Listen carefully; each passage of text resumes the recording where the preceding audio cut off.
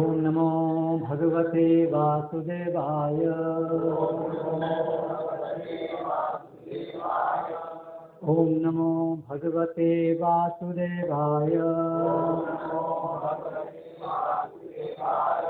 ओम नमो भगवते वासुदेवाय।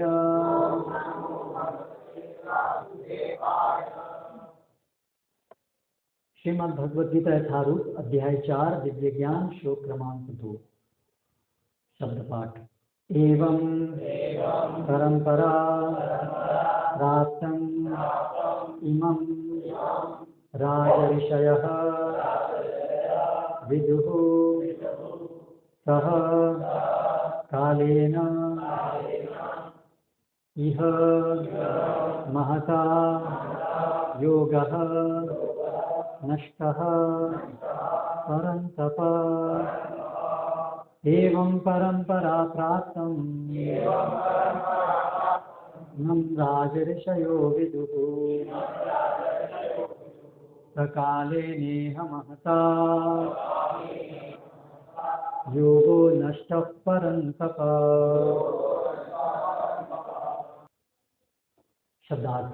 एवं इस प्रकार परंपरा गुरु परंपरा में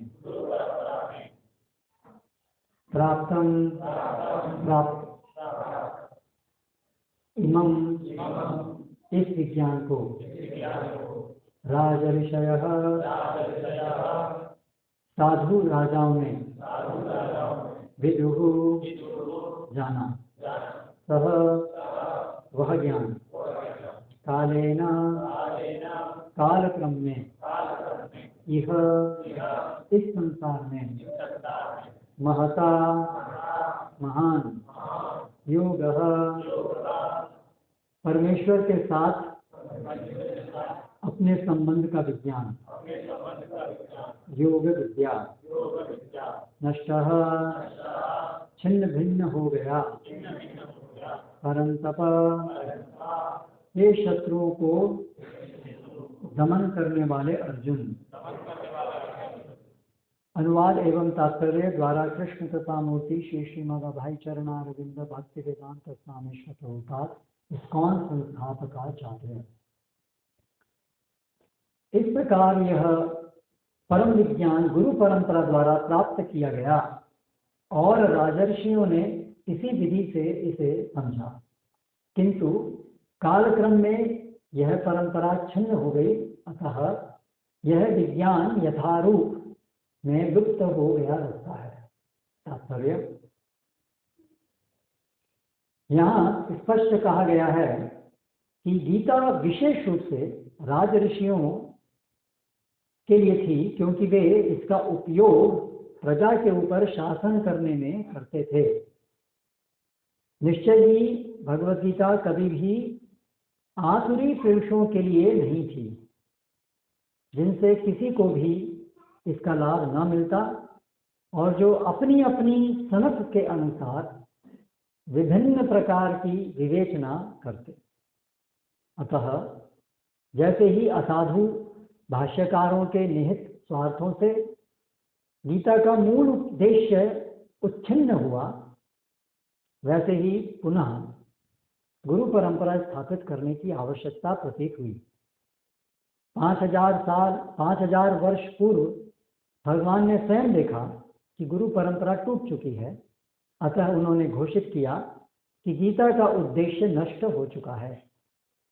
इसी प्रकार इस समय गीता के इतने संस्करण उपलब्ध हैं, विशेषतः अंग्रेजी में, कि उनमें से प्रायः सभी प्रामाणिक गुरु परंपरा के अनुसार नहीं है। विभिन्न संसारी विद्वानों ने गीता की असंख्य टीकाएं की हैं, किंतु वे प्रायः सभी श्री कृष्ण को स्वीकार नहीं करते, यद्यपि वे कृष्ण के नाम पर अच्छा व्यापार चलाते हैं। यह आसुरी प्रवृत्ति है, क्योंकि असुरगण ईश्वर में विश्वास नहीं करते, वे केवल परमेश्वर के गुणों का लाभ उठाते हैं। अतएव अंग्रेजी में गीता के एक संस्करण की नितांत आवश्यकता थी, जो परंपरा गुरु परंपरा से प्राप्त हो। प्रस्तुत प्रयास इसी आवश्यकता की पूर्ति के उद्देश्य से किया गया है। भगवत गीता यथारूप मानवता के लिए महान वरदान है, किंतु यदि इसे मानसिक चिंतन समझा गया तो यह समझ का अपव्यय होगा। एवं परंपरा प्राप्तम इमं राजर्षयो विदुः सकालेने हमहता योगो नष्टः परंतप। ये श्लोक जो हमारा प्रति रविवार का भागवत कक्षा का क्रम है उस क्रम में नहीं है, अलग से आज लिया गया है। उसका कारण क्या है? कारण ये है कि आज हमारे एक गुरु शिष्य परंपरा में एक महान आचार्य श्रीला भक्ति सिद्धांत सरस्वती गोस्वामी प्रभुपाद, जो कृष्ण कृपामूर्ति श्री श्रीमद अभय चरण अरविंद भक्ति वेदांत स्वामी प्रभुपाद, जो इस्कॉन के संस्थापक आचार्य हैं, उनके गुरु महाराज हैं। यहाँ पर आप देख सकते हैं जो चित्र लगा है वो ये भक्ति सिद्धांत सरस्वती गोस्वामी महाराज का यहाँ पर ये लगा है। तो वे एक महान आचार्य गुरु, उनका आज तिरुभाव तिथि महोत्सव है। ये हमारे लिए आज विशेष महोत्सव है। सामान्यतः लोग आज 31 तैयारी कर रहे हैं नए साल की, तो ठीक है, उस अवसर का भी हम लाभ उठा सकते हैं। हर अवसर का वास्तविक लाभ तो शास्त्रों से श्रवण करना है, जिससे हमारा वास्तविक हित होता है। अन्यथा कोई भी महोत्सव त्योहार वो व्यर्थ है यदि उसमें गुरु शिष्य परंपरा में भगवान की वाणी को ना सुना जाए, उस पर चर्चा ना की जाए, तो वो व्यर्थ है। क्योंकि अन्य कोई भी महोत्सव को मनाना किसी भी अन्य प्रकार से वो केवल समय की क्षति है, समय की हानि है। उससे हमारा एक दिन और कम हो जाता है जीवन में, और कुछ नहीं होता है। लेकिन जब हम कोई भी पर्व भगवान का स्मरण करते हुए व्यतीत करते हैं तो वो हमें जन्म मृत्यु के चक्र से निकालने की तरफ ले जाता है। इसीलिए वो हमें नित्य जीवन प्रदान करने वाला है, और इसीलिए वो वास्तव में कोई भी पर्व को मनाने का सही तरीका है। इसलिए इस कृष्ण भावनामृत आंदोलन में हम वो मनाते हैं पर्व जिनका संबंध भगवान से और भगवान के महान भक्तों से होता है।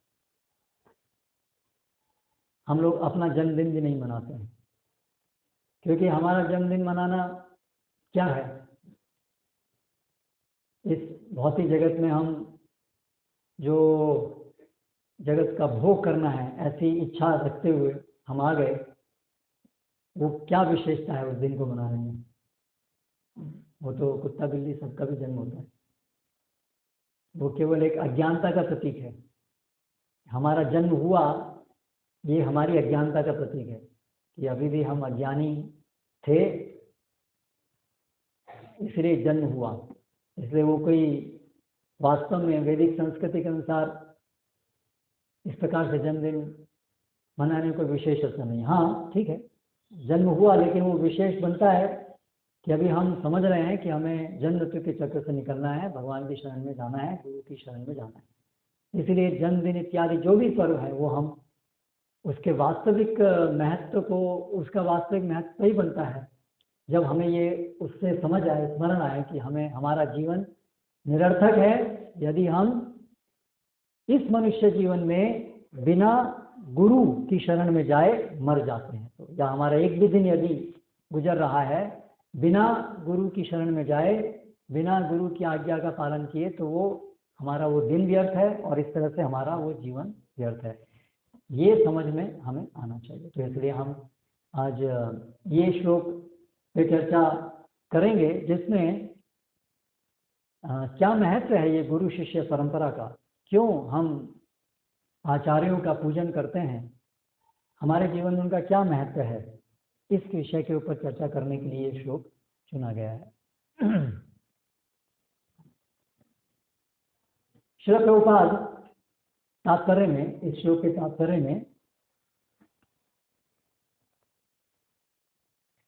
सबसे पहले क्या बताते हैं। सामान्यतः जब हम तात्पर्य पढ़ते होते हैं तो ज़्यादातर हमारा ध्यान जो है वो सुनने में नहीं रहता है। कोई बता सकते हैं सबसे पहले श्रील प्रभुपाद ने तात्पर्य में क्या बताया? तात्पर्य में से क्या क्या याद रहा किसी को जो हमने सुना तात्पर्य? ठीक है, आप लोग टेम्पल के ब्रह्मचारी हैं। कोई और जो आए गेस्ट बताना चाहेंगे? कोई तात्पर्य में से क्या क्या आपको याद रहा जो आपने श्रील प्रभुपाद का तात्पर्य मैंने सुनाया, उसमें से कोई चीज है जो आपको याद रही? हाँ, okay, very good. Bhagavad Gita राजा ऋषियों के लिए, गुड। ये पॉइंट प्रभुपाद जी ने बोला था। माता जी, आपको बोलना चाहते हैं? आपको बोलना चाहते हैं? नहीं, बिना गुरु के व्यर्थ है।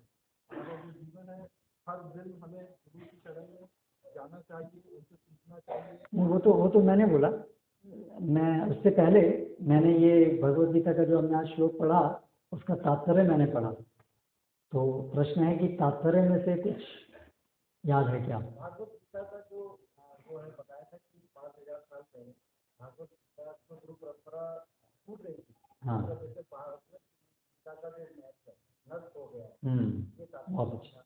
ये एक दूसरी बात थी कि प्रभुपाद जी बताए कि 5000 साल पहले भगवान श्री कृष्ण ने स्वयं ये देखा कि भगवद गीता का ज्ञान जो है वो लुप्त प्राय हो गया है, उद्देश्य उसका खत्म हो गया है। उद्देश्य खत्म हो गया अर्थात प्रचलन भगवद गीता के ज्ञान का नहीं है, या है तो वो सब भगवद गीता के नाम पर सब उल्टा सीधा है।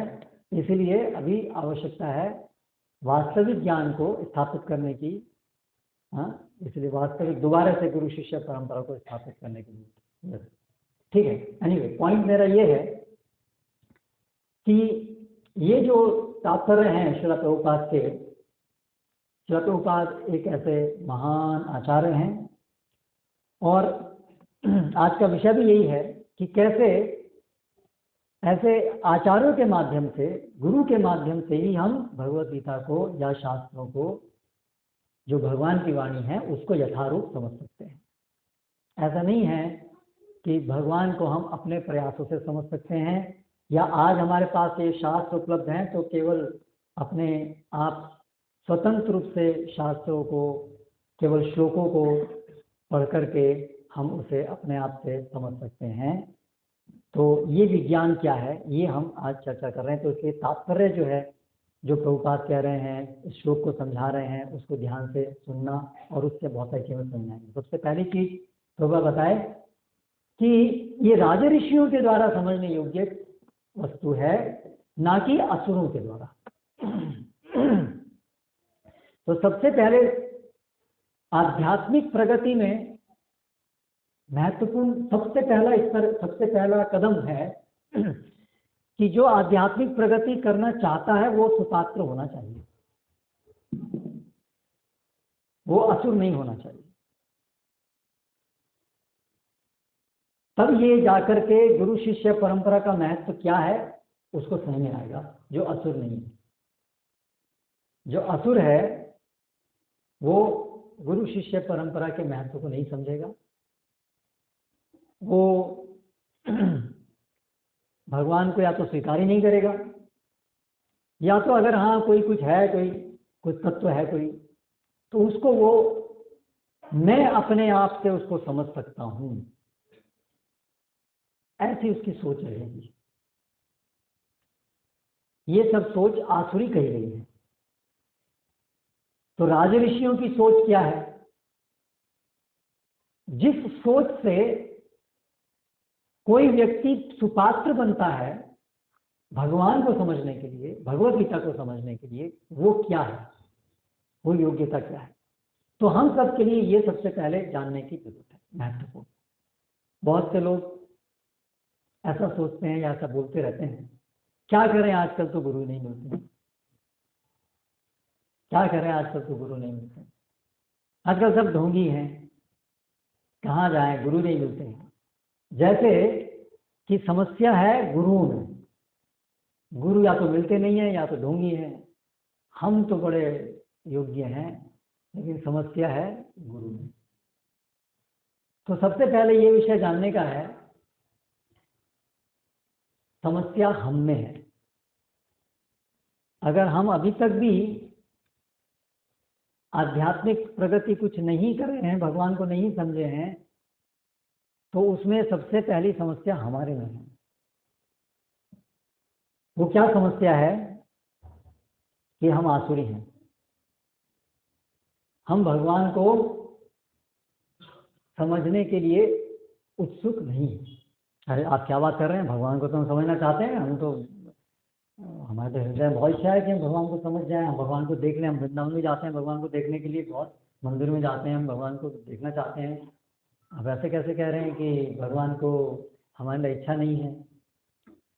तो भगवान को जानने की, भगवान को देखने की इच्छा का अर्थ क्या है, पहले तो ये समझना होगा। भगवान को देखने की, भगवान को देखने की इच्छा का अर्थ क्या है।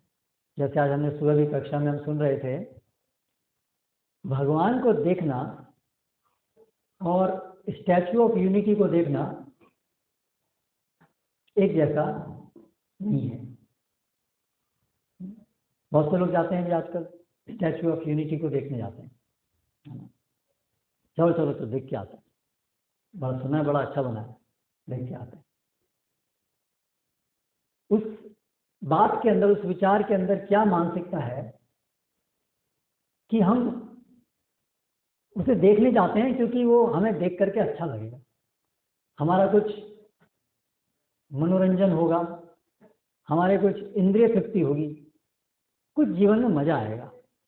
आधारभूत विचार उसमें है कि हम इस जीवन में यहाँ हैं एंजॉय करने के लिए, मजा करने के लिए, और एक्सप्लोर करते हैं, ढूंढते हैं इस संसार को कि कहाँ कहाँ वो चीजें हैं जिससे हमें आनंद मिलता है, और ऐसी चीजों को हम देखें या खरीदें इत्यादि। ये एक आधारभूत मानसिकता है जो हम सब में केवल इस जन्म में नहीं है, जन्मों जन्मों में रही है और इस जन्म में भी है।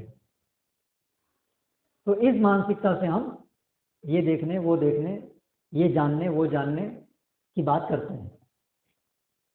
तो बहुत से लोग हम में से जब बात करते हैं कि हम भगवान को जानना चाहते हैं, वो भी इसी मानसिकता से ही भगवान को जानना चाहते हैं कि स्टैच्यू ऑफ यूनिटी या बाकी चीज़ों को देख करके तो इतना आनंद नहीं आया, शायद भगवान मिल जाए तो भगवान हमारी इच्छाओं की पूर्ति कर सकें, भगवान हमें सुखी बना सकें।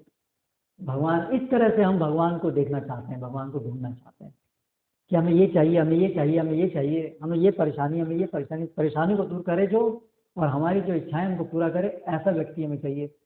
हमने यहाँ गए, वहाँ पूरा नहीं हुआ तो अभी लोग बोलते हैं भाई भगवान के पास जाओ, वो कर देंगे, तो चलो इस भगवान को ढूंढ लेते हैं। इस मानसिकता से ज़्यादातर लोग भगवान को ढूंढते हैं।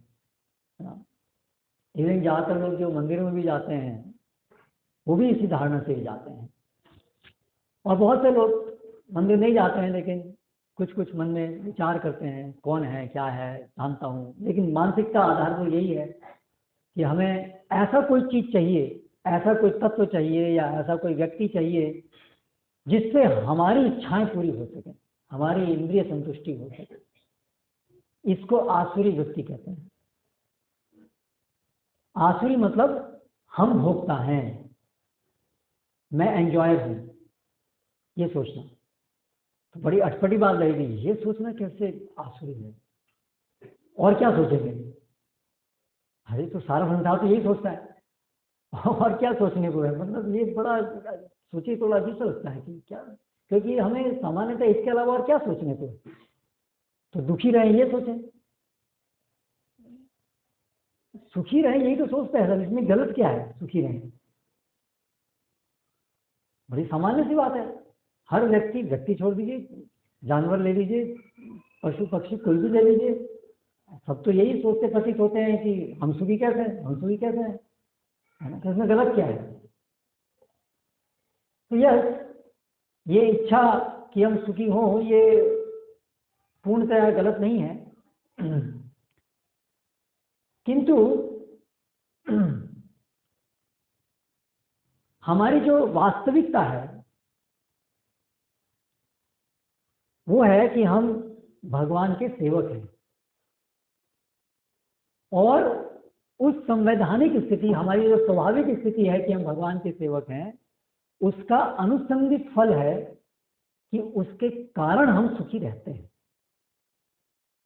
किंतु जब हम अपनी जो स्वाभाविक स्थिति है भगवान की सेवा करना, उससे अलग सुखी होने का सोचते हैं, तो क्योंकि वो हमारी संवैधानिक स्थिति से अलग है, इसीलिए वो गलत है, वो वास्तविक नहीं है, इसलिए वो आसुरी है। तो सुखी रहने की इच्छा अपने आप में पूर्ण रूप से गलत नहीं है, लेकिन जिस प्रकार से हम भगवान की सेवा के बिना अन्य किसी तरीके से सुखी रहना चाहते हैं, वो क्योंकि स्वाभाविक हमारे लिए स्वाभाविक नहीं है, इसलिए वो गलत है। तो इसको आसुरी कहते हैं। तो श्रील प्रभुपाद कह रहे हैं कि निश्चय ही भगवत गीता कभी भी आसुरी पुरुषों के लिए नहीं थी जिनसे किसी को भी इसका लाभ न मिलता। तो कभी भी भगवत गीता यानी भगवान के विषय को आसुरी लोग नहीं समझ सकते हैं, यानी कि वो सब लोग, हमारे अंदर भी असुर हैं, जब तक हम भगवान की सेवा करना हमारा संवैधानिक है, हम भगवान के सेवक हैं, ये बात को हम स्वीकार नहीं करते हैं, तब तक हम भगवत गीता को समझने के लिए, भगवान को समझने के लिए, शास्त्रों की वाणी को समझने के लिए योग्य पात्र नहीं है। ये हमारी तो ये बड़ी कैसे इस बात को हम स्वीकार करें कि हम भगवान के सेवक हैं? भगवान तो हमने अभी जाने ही नहीं भगवान है कि नहीं, तो उनके सेवक होने की कैसे बात हमें समझ में आएगी? आप कह रहे हैं पहला स्टेप है कि समझो कि आप भगवान के सेवक हो। अरे लेकिन अभी तो हम जानते ही नहीं है भगवान को, तो भगवान के सेवक कैसे बनेंगे? ये समझेंगे। तो क्या उत्तर है इस प्रश्न का? हर मनुष्य ये समझ सकता है, उसके अंदर ये मनुष्य होने के कारण इतनी समझ, इतनी हरे कृष्णा वो वोल्टेज डिफ्लेक्शन, हरे कृष्ण। दूसरा माइक भी रेडी रखना अच्छा है, क्योंकि वोल्टेज डिफ्लेक्शन हो रहा है। दूसरा माइक नहीं, दूसरा स्पीकर सिस्टम। तो हर मनुष्य ये समझ सकता है कि वो नियंत्रित है। इसको समझने के लिए, इसको स्वीकार करने के लिए केवल हम पागल नहीं होने चाहिए, और हमारी जो ईर्ष्या है भगवान से वो नहीं होनी चाहिए, बस। तो हर मनुष्य ये कम से कम स्वीकार कर सकता है, समझ सकता है कि हम नियंत्रित हैं। हमारा जन्म हमारे नियंत्रण में नहीं हुआ, हमारी जो आयु बढ़ रही है वो हमारे नियंत्रण में नहीं है, हमारे ना चाहते हुए भी हम बूढ़े होते हैं, है ना। जो भी हमारे जीवन में परिस्थितियां भी घटती हैं, हम प्रयास कर करके भी हम देख सकते हैं कि हमारे नियंत्रण में वो नहीं है, और सबका मरण होता है उनके नियंत्रण के बाहर। ये पूरा संसार, सूरज चांद सब चलते हैं, हमें कुछ नहीं पता है। हमारा शरीर कैसे चलता है, हमारे नियंत्रण से नहीं चलता है। तो पहली बात समझना कि हम नियंत्रित हैं, सब कुछ नियंत्रित है, और जब सब चीज नियंत्रित है, हम भी नियंत्रित हैं, तो कोई नियंत्रण करता भी होना चाहिए। ये दूसरी समझ, ये हर मनुष्य समझ सकता है ये चीज, कुत्ता बिल्ली नहीं समझ सकते ये चीज, लेकिन हर मनुष्य समझ सकता है। बस दो ही चीज, पागल नहीं हो और भगवान से घुट घुट करके ईर्ष्या नहीं भरी हो उसके अंदर, तब तक वो कम से कम ये चीज समझ सकता है। ये उसके अंदर मनुष्य होने के नाते इतनी क्षमता है। तो अगर हम, ये है असुर ना होने की शुरुआत, असुर ना होने की शुरुआत, कम से कम इतनी समझ में आना कि हम नियंत्रित हैं, हम नियंत्रित हैं, सब कुछ नियंत्रित है, तो कोई नियंत्रण करता होना चाहिए। जिसके अंदर ये समझ भी नहीं है, जो इसको भी स्वीकार नहीं कर पाता है, वो भगवत गीता को समझने का अधिकारी नहीं है। तो भगवत गीता को समझाने का अधिकारी कैसे होगा? जो भगवत गीता को समझने का अधिकारी नहीं है, वो भगवत गीता को समझाने का अधिकारी कैसे होगा? तो जो इतने सारे लोग भगवत गीता के ऊपर टिप्पणी लिख रहे हैं, जिसमें भगवान को बाहर करके भगवत गीता को कैसे आप अपना बिजनेस बढ़ाने के लिए उपयोग में लाएं, पैसा कैसे कमाएं, वही इस भौतिक जगत को भोग करना सिखा रहे हैं भगवत गीता के माध्यम से। तो भगवत गीता के माध्यम से भोग करना सिखा रहे हैं, तो हम क्या समझ सकते हैं तुरंत? वो व्यक्ति भगवत गीता को समझा है जो भगवत गीता को भोग करने के माध्यम, भगवत गीता को भोग करने का माध्यम बना रहा है। इसका मतलब भगवत गीता को समझा ही नहीं है, क्योंकि वहां तो वही चीज है कि वो अपने को भोक्ता मान रहा है, नियंत्रण करता मान रहा है। वो तो अभी ये भी नहीं समझा है कि मैं नियंत्रित हूं, है ना। तो इसीलिए वो व्यक्ति स्पष्ट है कि वो नहीं, वो स्पीकर है ना पोर्टेबल।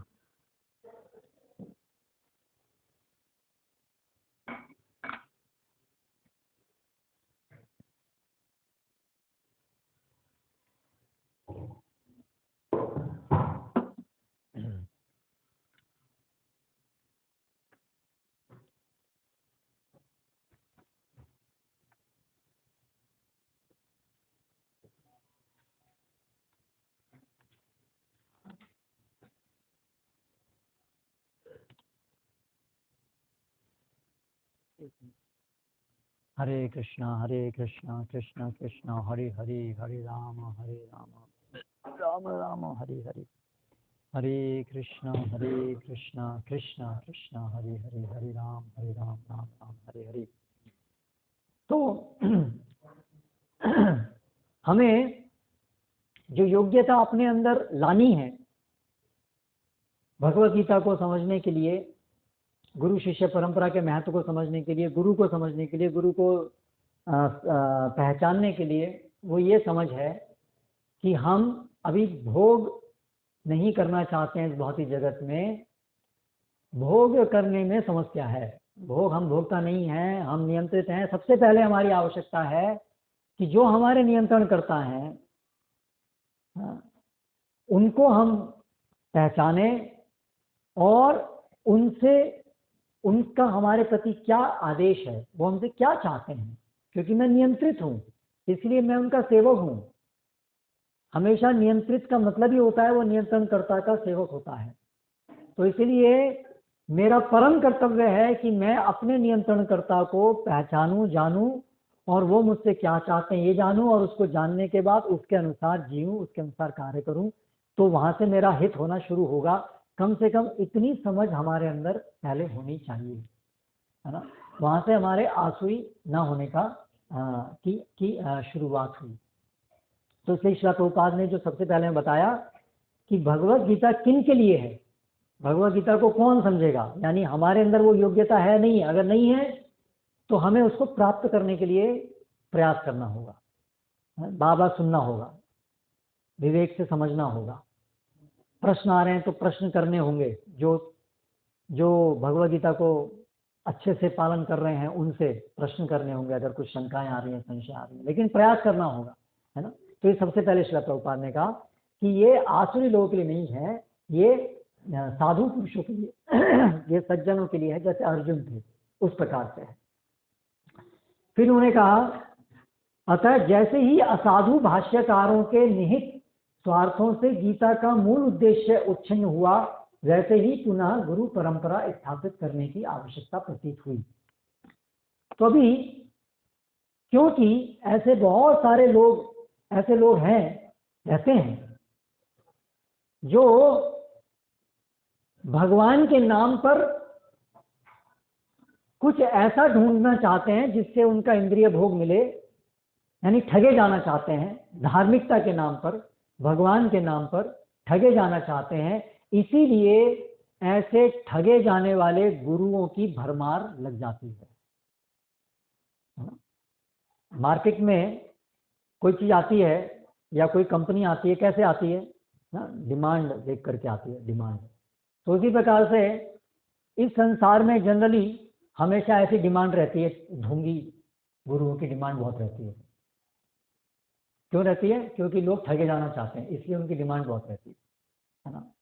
तो इसीलिए जब ये डिमांड इतनी बढ़ जाती है कि वास्तविक गुरु वो किसी को चाहिए ही नहीं, सबको ढोंगी, सबको ठगे जाना है, सबको कुछ भगवान के नाम पर कुछ और ही चाहिए, तब फिर ऐसे ढोंगी लोगों का, ढोंगी साधु और ढोंगी गुरुओं का बोलबाला बढ़ जाता है, उनकी संख्या बढ़ जाती है, उनका बड़ा साम्राज्य बढ़ जाता है।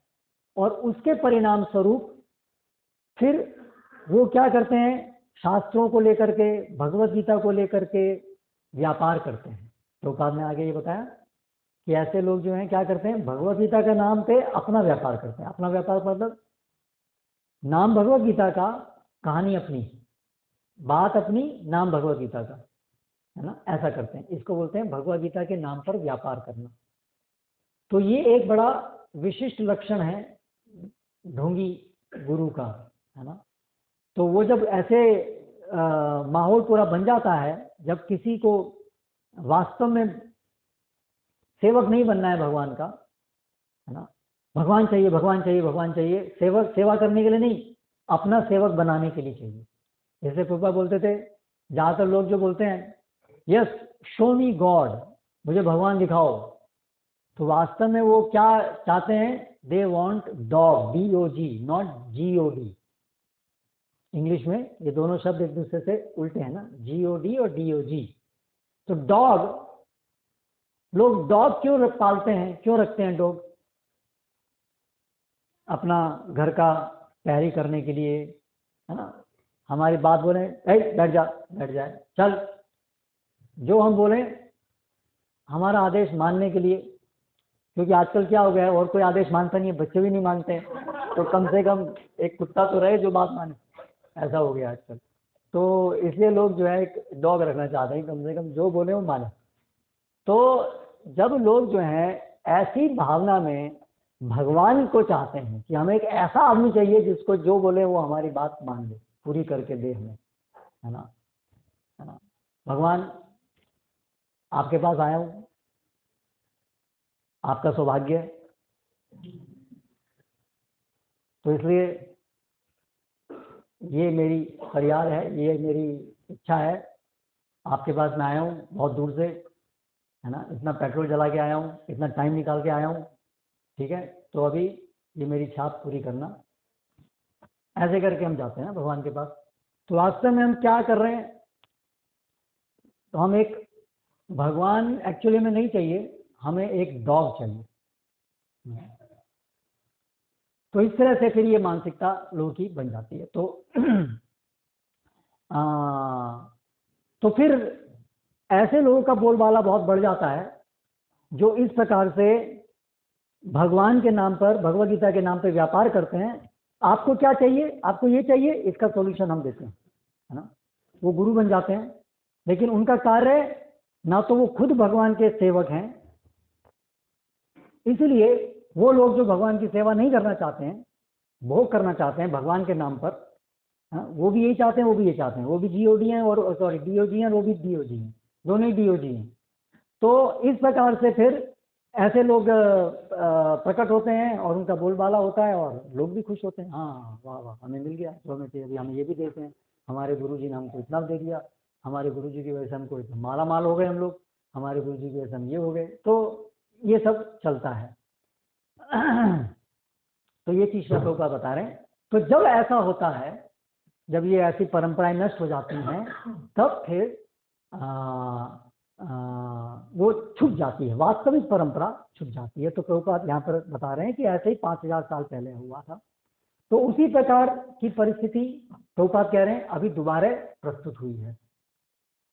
हाँ, तो वर्तमान जो समय है उसमें भी हम देखें तो भगवान श्री कृष्ण आए 5000 साल पहले, और उसके बाद में फिर भगवान की लीलाएं के माध्यम से भगवान ने सबको भक्ति का संदेश दिया, लीलाओं के माध्यम से, भगवद गीता के माध्यम से।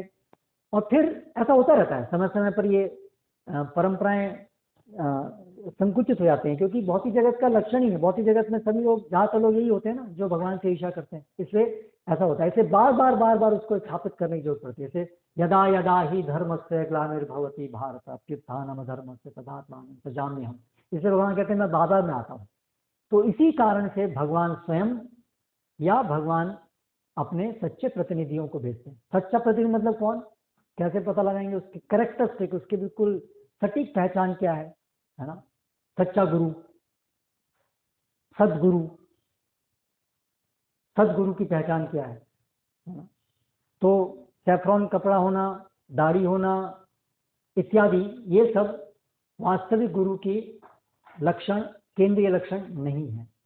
सैफ्रॉन हो भी सकता है, नहीं भी होता है ना। लेकिन वास्तविक गुरु की पहचान है कि उसका जीवन में केवल एक ही कार्य होना चाहिए कि वो भगवान की सेवा करना उसका एकमात्र हेतु होना चाहिए। उसके जीवन में और कुछ नहीं होना चाहिए, केवल एकमात्र हेतु भगवान की सेवा करना है ना। और उसे पता होना चाहिए भगवान कौन है।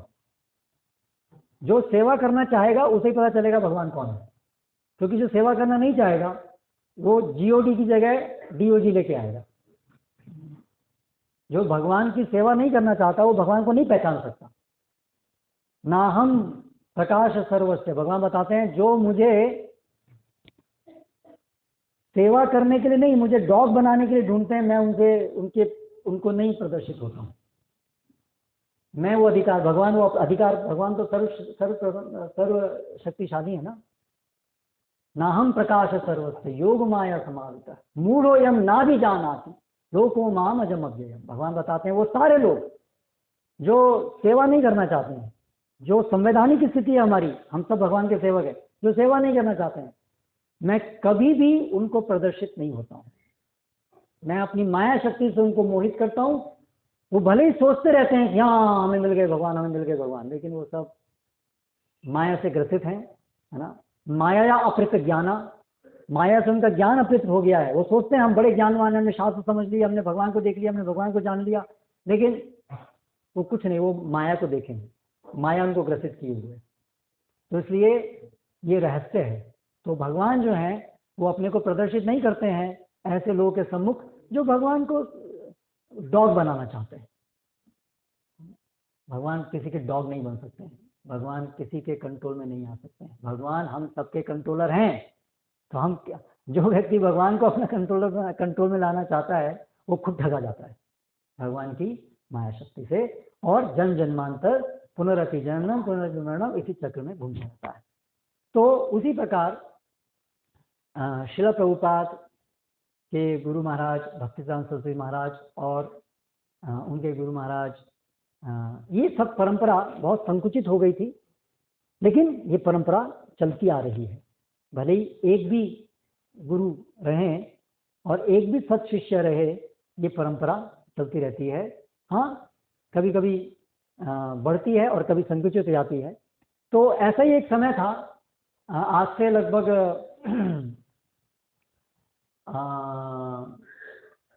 150 साल, 100, 125, 150 साल पहले, जब चैतन्य महाप्रभु जो स्वयं भगवान श्री कृष्ण हैं, उन्होंने आकर के एक बहुत प्रबलता से इस संकीर्तन आंदोलन के माध्यम से कृष्ण भक्ति, भगवत गीता का संदेश, भागवतम के संदेश को बहुत अच्छे से स्थापित हो गया। चैतन्य महाप्रभु जब आए 500 साल पहले, लेकिन उनके जाने के बाद में थोड़े समय बाद में फिर से वो परंपरा संकुचित हो गई। फिर वो बहुत अनाप शनाप उल्टा सीधा इंटरप्रिटेशन भगवत गीता की, शास्त्रों की, छद्म गुरु, इनका फिर से व्यापार बढ़ गया बहुत सारा, और लुप्त प्राय हो गया। फिर से लगभग भगवत गीता के सारे संस्करण सब ज्ञान सब लुप्त हो गया। उस समय में भगवान के एक महान सेनापति, एक महान भक्त भक्ति विनोद ठाकुर को भगवान ने भेजा, और उन्होंने ये शास्त्रों की वास्तविक व्याख्या दोबारा से प्रिंट की और उसको इंग्लैंड, उसको यूरोप के अंदर वहाँ तक भेजा, है ना। भक्ति विनोद ठाकुर वो एक डिस्ट्रिक्ट मजिस्ट्रेट थे, उस समय अंग्रेजों का यहाँ पर शासन था। तो वहाँ से फिर उन्होंने इस परंपरा को सुदृढ़ किया आगे, और फिर उनके शिष्य गौर किशोर दास बाबा जी महाराज और उनके शिष्य भक्ति सिद्धांत सरस्वती महाराज, जिनका आज हम तिरुभाव तिथि मना रहे हैं। तो ये भक्ति सिद्धांत सरस्वती महाराज ने ये जो भगवत गीता की शिक्षाएं हैं, भागवतम की शिक्षाएं हैं, उस समय भारत के अंदर विशेष रूप से बहुत प्रकार की भ्रांत धारणाएं, विशेष रूप से जो ये है कि जाति का अधिकार है शास्त्रों के ऊपर, ये एक बहुत बड़ी भ्रांत धारणा फैली हुई थी। आज काफ़ी कम है, लगभग समाप्त है, लेकिन उस समय बहुत ज़्यादा फैली हुई थी कि गुरु होना भी जाति के अंदर ही गुरु होते हैं। गुरु भी होना भी एक जाति वंशागत है। हमारे पिताजी गुरु, हम गुरु, हमारा बच्चा भी गुरु, है ना। ऐसी बात, ऐसी मानसिकता, ऐसा प्रचलन बहुत ज्यादा था उस समय, ठीक है।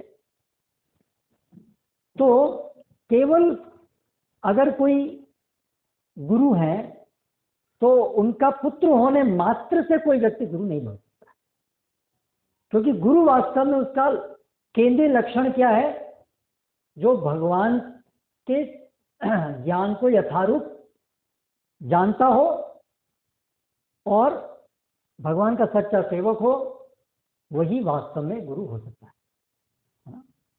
वो इस पर निर्भर नहीं करता कि उसके पिताजी गुरु थे या नहीं थे। तो ये एक बहुत बड़ी भ्रांत धारणा उसमें प्रचलित थी। तो भक्ति सिद्धांत सरस्वती महाराज ने इस पूरे संसार को एक बहुत महत्वपूर्ण योगदान दिया, इस परंपरा को सुदृढ़ करके, कि ये भ्रांत धारणा को उन्होंने बहुत बड़े स्तर पर उसको तोड़ दिया, जिसकी वजह से आज हम जिस माहौल में रह रहे हैं, आज ये कोई बड़ी चुनौती नहीं है कि गुरु का पुत्र गुरु होगा। आज ये बात सब समझते हैं, नहीं ये कोई नहीं। गुरु जो भी वास्तव में संत, वास्तव में जो भगवान को जानता है, ये भ्रांत धारणा काफी हद तक अभी सब हट चुकी है। ये उनकी देन थी जिनका आज हम तिरुभाव मना रहे हैं। पूरे संसार को ये देन, जो भारत से शुरू हुई और बाहर से शुरू होकर के, और फिर उन्हीं के ही कारण आज जो कोई भी जन्म जिसका, चाहे अंग्रेज भी हो, इंग्लैंड में किसी का जन्म हुआ हो, चाहे कोई मुसलमान परिवार में भी जन्म हुआ हो, कोई क्रिश्चियन परिवार में, वो सब के सब कृष्ण भक्ति कर सकते हैं, है ना। वो सब न केवल कृष्ण भक्ति कर सकते हैं, बल्कि वो गुरु पद भी स्वीकार कर सकते हैं, जो वैदिक संस्कृति में सबसे महानतम पद है। वो जो स्थापना की सिद्धांत की, उससे पहले जो सारा भ्रांत धारणा थी, नहीं ये गुरु होना ये एकमात्र अधिकार है ब्राह्मण, जो जन्म से ब्राह्मण है, बस उसी का, और वो भी जिनके पिताजी गुरु इत्यादि, ऐसी जो वो सब भ्रांत धारणाओं को जो छिन्न भिन्न किया, वो उसमें एक बहुत बहुत बहुत महत्वपूर्ण योगदान था भक्ति सिद्धांत सरस्वती महाराज का। तो ये जो संस्था है इस्कॉन, ये हमारे परंपरा के एक महान आचार्य हैं।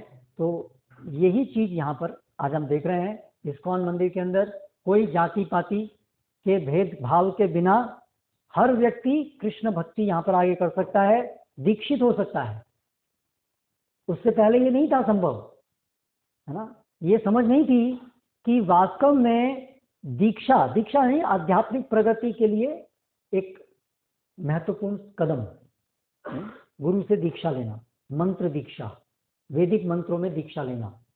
ये समझ जो आज हम देख रहे हैं कि कोई जाति पाति, कोई भी जाति पाति का हो, अगर वो गंभीरता से भगवान श्री कृष्ण का सेवक बनना चाहता है, तो वो दीक्षित हो सकता है एक गुरु के द्वारा।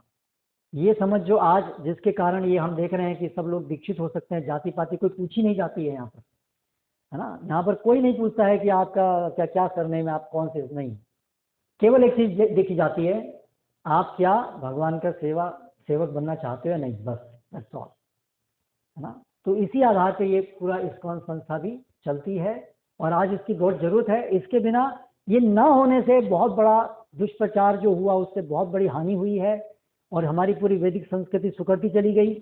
जो वैदिक संस्कृति से अगर कोई मुसलमान पानी छिड़क देता था तो वो उसको बाहर कर दिया जाता था और मंदिरों में आने के लिए भी निषेध था, है ना। तो ये सब चीज़ें जो एक गलत धारणा है, ये शास्त्रोक्त नहीं है।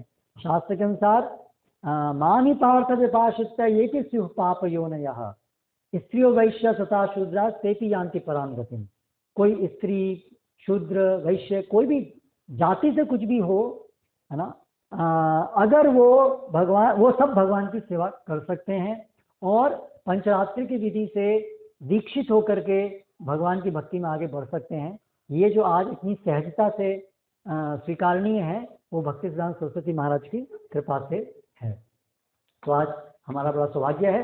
तो हमें इसीलिए ये तात्पर्य और उनकी ये सब आचार्यों के द्वारा हमें समझना चाहिए शास्त्र, तभी हम समझ पाएंगे, नहीं तो नहीं समझेंगे। तो इसीलिए ये भगवत गीता यथारूप श्रील प्रभुपाद ने लिखी है ना। तो आज ये आपका एक तरीके से नया साल भी आज आने वाला है कल, तो आप सभी लोग कुछ रिजोल्यूशन लेते हैं, एक फैशन है न्यू ईयर रिजोल्यूशन। तो चलिए फैशन को ही भगवान की सेवा से जोड़ना चाहिए, है ना। तो उसमें आप ये एक रिजोल्यूशन अगर लें तो आपका बड़ा भला होगा कि आप श्रील प्रभुपाद की ये भगवत गीता यथारूप को नियमित पढ़ेंगे। हाँ, क्योंकि आप देख रहे हैं कैसे तात्पर्य में कितना अच्छे से प्रभुपाद समझा रहे हैं, वास्तविक गुरु वास्तविक भगवत गीता को समझने का तरीका क्या है ना। अगर हम ये तात्पर्य नहीं पढ़ेंगे तो हमें भगवत गीता कुछ समझ में नहीं आएगी, है ना। तो इसीलिए एक रिजोल्यूशन कि श्रील प्रभुपाद के ग्रंथ नियमित रूप से हम आने वाले साल में शुरुआत करेंगे, प्रैक्टिस करेंगे और हमेशा करते जाएंगे। तो ये एक प्रण अगर हम लें इस साल के लिए कि हम नियमित रूप से श्रील प्रभुपाद के पुस्तकों को पढ़ेंगे। दूसरा, श्रील प्रभुपाद की पुस्तकें जिन्होंने हम देख रहे हैं हमारे जीवन में और इतने सारे लोगों के जीवन में जो भक्ति पूरा हमारे पोषण किया है, भगवान के साथ हमारा संबंध बनना शुरू हुआ है उनके कारण, तो क्यों ना हम ये ग्रंथों को दूसरों को भी दें। हर व्यक्ति को जो भी दिखे, जैसा भी पूरा प्रयास करें कि ये ग्रंथ दूसरों तक पहुँचे, है ना। पहुँचेंगे तो कभी ना कुछ तो पढ़ेंगे, कुछ ना कुछ संभावना तो रहेगी। अगर ग्रंथ ही नहीं है उनके पास तो क्या संभावना रहेगी। और फिर जिनको हम दे रहे हैं प्रयासरत हैं कि उनको हम धीरे धीरे यहाँ पर भी लेके आएँ, उनको पढ़ने के लिए भी प्रेरित करें तो और अच्छा है। तो दूसरा प्रण जो हम आपसे अपेक्षा करते हैं इस नए साल में कि आप इस पूरे साल में भगवत गीता का और प्रभुपाद के अन्य ग्रंथ हैं, भागवतम है, उनका आप प्रयास करेंगे अधिक से अधिक लोगों को वितरण करने का, दूसरों को भी ये ज्ञान पहुँचे, आप निमित्त बनिए उसके, है ना। तो ये दो चीज़ें अगर आप इस नए साल में प्रण ले सकें तो आपका भी हित होगा, अन्यों का हित होगा और आपसे भगवान प्रसन्न होंगे, प्रभुपाद प्रसन्न होंगे, भक्ति सरस्वती महाराज प्रसन्न होंगे। इन शब्दों के साथ समाप्त करते हैं। हरे कृष्ण। कोई प्रश्न है अगर एक आध छोटा सा कुछ ले सकते हैं, कोई जिज्ञासा अगर किसी की है तो आप पूछ सकते हैं।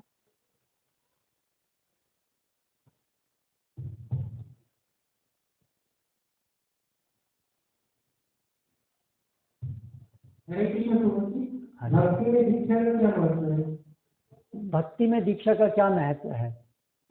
दीक्षा अर्थात आरंभ, विधिवत आरंभ। जैसे हम स्कूल में जाते हैं ना, यूनिवर्सिटी में एडमिशन लेते हैं, तो एडमिशन लेने का क्या महत्व है कि वहाँ से विधिवत रूप से आपकी शिक्षा आरंभ हुई। तो इसी प्रकार से भक्ति में दीक्षा का अर्थ है विधिवत रूप से आपकी आध्यात्मिक प्रशिक्षण आरंभ हुआ, उसको दीक्षा कहते हैं। यानी जब व्यक्ति तैयार है, अभी मैं कोई यूनिवर्सिटी में कब एडमिशन लेता है, जब वो डिटरमिन्ड होता है कि मैं ये कोर्स करूँगा पूरा, कब एडमिशन लेता है। तो उसी प्रकार से दीक्षा तब जब हम अभी तैयार हैं, अभी हम भगवान की शरण में जाना चाहते हैं और हमें स्वीकार किया था, एंट्री मिल गई, यूनिवर्सिटी एग्जाम पास हो गया आपका, यस यू आर एडमिटेड। तो दीक्षा मतलब एक गुरु महाराज ने आपको स्वीकार भी कर लिया है, yes I will train you, मैं आपको प्रशिक्षित करूंगा। तो ये इतना महत्व है कि हमारा रास्ता खुल गया, प्रवेश मिल गया यूनिवर्सिटी में, ये महत्व है। हरे कृष्णा। हरे कृष्ण।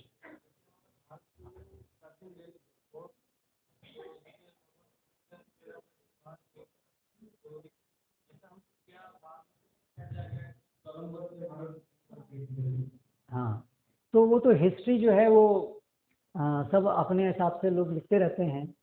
तो पहले पूरे विश्व में वैदिक संस्कृति थी, लेकिन फिर धीरे धीरे उसका ह्रास हुआ, है ना। तो फिर अभी कोलंबस आकर के हाँ ये बाहर डिस्कवर किया, क्योंकि वो लोग अनडिस्कवर्ड हो गए थे, इसलिए उनको डिस्कवर करना पड़ा। तो ये समझते। हरे कृष्णा। श्रील प्रभुपाद की जय।